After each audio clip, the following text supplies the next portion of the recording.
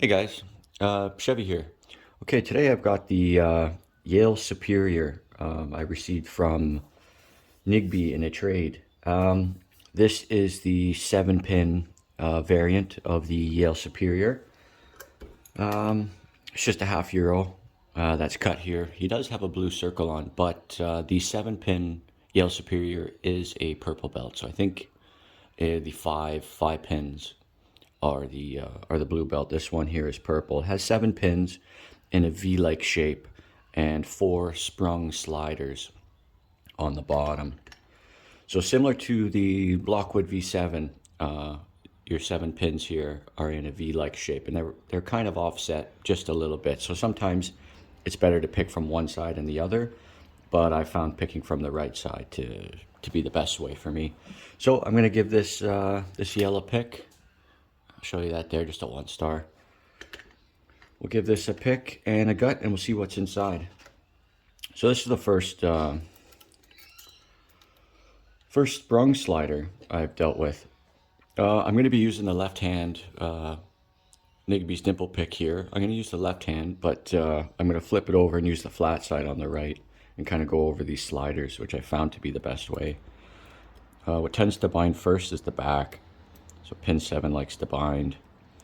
It's mostly standards in here, but there is like a serrated and also an anti-bump pin.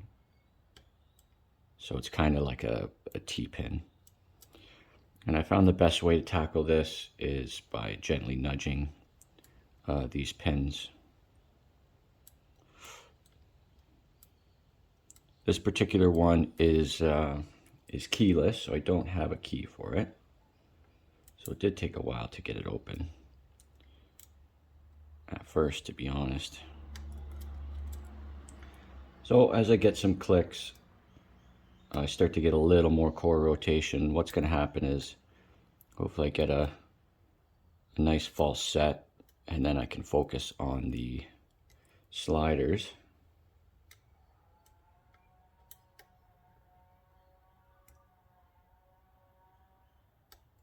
Starting to get some better binding.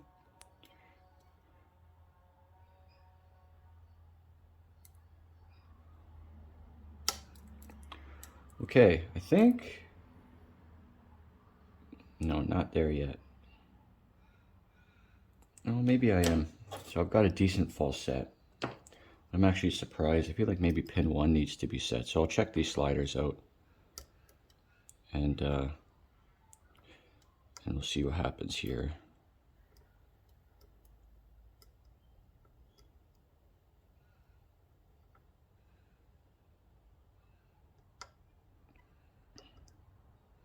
So they are sprung sliders, but if I just try moving these, well, we got a little bit more of a false set, yeah, so I must have everything set. I can try and get these in place. It looks like I need 1 or 2 more set.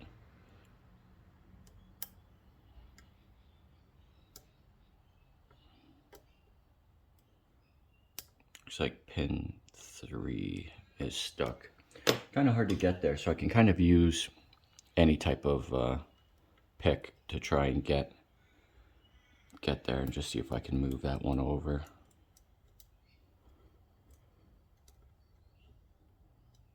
Oh, it seems to be the back.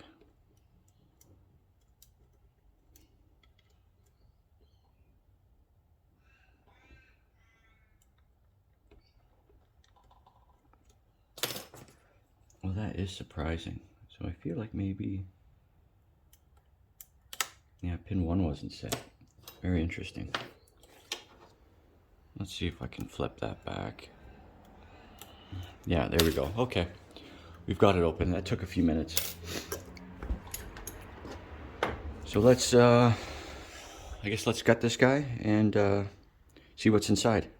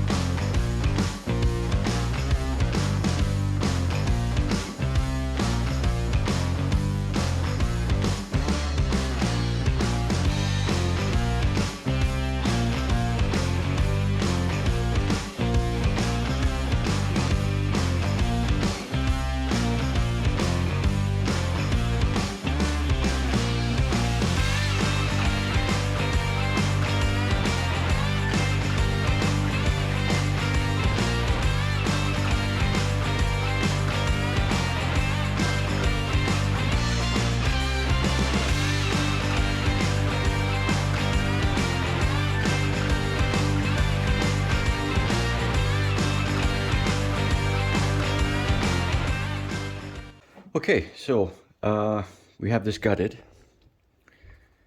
This is the Yale Superior 7 pin. So we have standard pins, kind of these ledge key pins, 1 through 7. Pin 1 is a serrated, and sometimes you kind of feel it, sometimes you don't.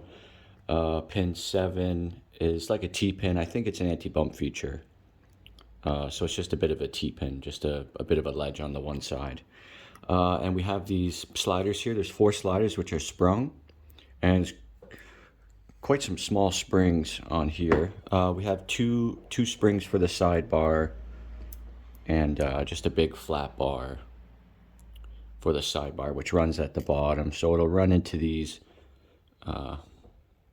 into this area here. Sidebar falls into it. The tolerances are pretty weak, I would say, on the sidebar itself, and you can actually kind of rake the sliders into position. So fairly easy in that regard. But yeah, that is the 7-pin Yale.